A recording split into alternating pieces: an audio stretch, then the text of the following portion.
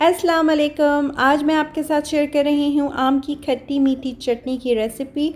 ये बहुत ही डिलीशियस चटनी है जिसको आप दाल चावल के साथ, आप पराठों के साथ, हर चीज़ के साथ आप इंजॉय कर सकते हैं। थोड़ी सी स्वीट एंड थोड़ी सी सावर। आइए देखते हैं इसको बनाने के लिए हमें किन चीज़ों की ज़रूरत है।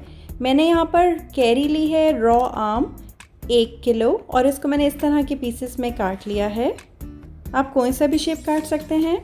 यहाँ पर मैंने लिया है 1.5 कप ऑफ शुगर, 2 टीस्पून सौंफ, 1 टीस्पून मेथी दाना, 1 टीस्पून कलौंजी और 2 से 3 हमें बटन रेड चिलीज चाहिए, 2 teaspoon black salt, 1.5 teaspoon red chilli powder. यहाँ पर मेरे पास रेजन्स हैं जो कि मैंने 1 टेबल स्पून ली है।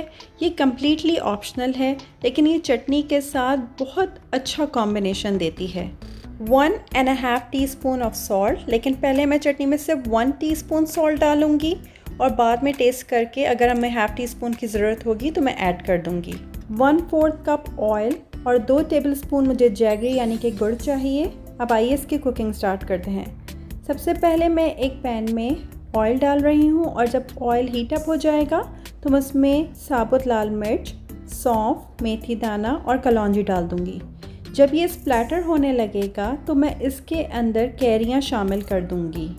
मैंने यहाँ पर थोड़ी सी पकी हुई कैरी का इस्तेमाल किया है। ये कच्ची भी है और सख्त भी, लेकिन ये बहुत ज़्यादा रॉ साइड पर नहीं है। अब हम इसको अच्छी तरीके से फ्राई कर लेंगे। फ्राई होने पर मैं इसमें 1 कप पानी ऐड कर रही हूँ और इसको मैं पकने रख दूँगी जब तक कि ये सॉफ्ट ना हो जाए। मैं यहाँ पर इसको कवर कर रही हूँ। इस वक्त हमने इसके अंदर कोई भी मसाला नहीं ऐड करना है। तकरीबन 5 मिनट हो गए हैं और बहुत अच्छे से ये सॉफ्ट हो गई है। मैं आप इसको दिखा देती हूँ। हमें बहुत ज़्यादा मुशी स्टेज पे नहीं लेके जाना, लेकिन इतना पकाना है कि ये सॉफ्ट हो जाए। ये देखिए, मैं इसको थोड़ा सा प्रेस कर रही हूँ तो ये सॉफ्ट हो गई है। अब मैं इस स्टेज पर इसमें शुगर, गुड़, red chilli powder, black salt और सॉल्ट डाल रही हूँ। मैंने यहाँ पर टोटल 1.5 टीस्पून सॉल्ट लिया है, लेकिन अभी मैंने सिर्फ 1 टीस्पून सॉल्ट डाला है। रेड चिली पाउडर आप अपने टेस्ट के हिसाब से एडजस्ट कर सकते हैं। साथ ही रेजन्स भी ऐड कर दी थी और अब हम इसको हाई फ्लेम पर जब तक पकाएंगे जब तक कि चटनी थिक हो जाए और शुगर और जैगरी और स्पाइसेस अच्छी तरीके से पक जाएं। 5 मिनट हो गए हैं।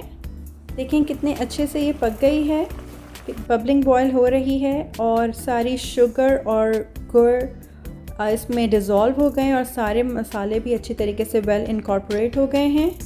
ये भी थोड़ी सी थिन है, इसको मुझे और पकाना होगा। गुड़ की वजह से बहुत अच्छा ब्राउन कलर आता है। इस वक्त हम टेस्टिंग करेंगे। अगर हमें इसके अंदर और शुगर या रेड चिली एंड सॉल्ट डालना होगा तो हम वो डाल देंगे। मैंने टेस्ट कर लिया है, इसमें थोड़ा सा सॉल्ट कम है तो मैं 1/4 टीस्पून के करीब मैंने इसमें सॉल्ट ऐड कर दिया है। और देखें ये बिल्कुल मुशी हो गई है। बस हमें इसको इतना ही पकाना था। यहाँ पर मैं 1 टेबल स्पून विनेगर ऐड कर रही हूँ और इसको 2 मिनट के लिए पकाऊंगी ताकि इसमें अच्छी तरीके से बॉयल आ जाए और फिर इसका स्टोव बंद कर दूँगी। जब इसका टेम्परेचर डाउन होता है तो ये और थिक हो जाती है, तो बस हमें ज़्यादा पकाने की ज़रूरत नहीं है। ये डिज़ायर्ड कंसिस्टेंसी है। आप पकाना चाहें तो आप थोड़ा सा और पका सकते हैं। मैं इसका स्टोव यहाँ पर बंद कर रही हूँ और इसको डिश आउट करती हूँ। बहुत ही डिलीशियस खट्टी मीठी चटनी रेडी है। दाल चावल के साथ और पराठों के साथ ये बहुत मज़ा देती है, या किसी भी सब्ज़ी के साथ ये बहुत मज़ा देती है। आप इसका कलर भी देख लें। गुड़ की वजह से बहुत अच्छा कलर आता है, हमें कोई आर्टिफिशियल कलर डालने की ज़रूरत नहीं है। If you like Amma Kakazana's videos, don't forget to subscribe.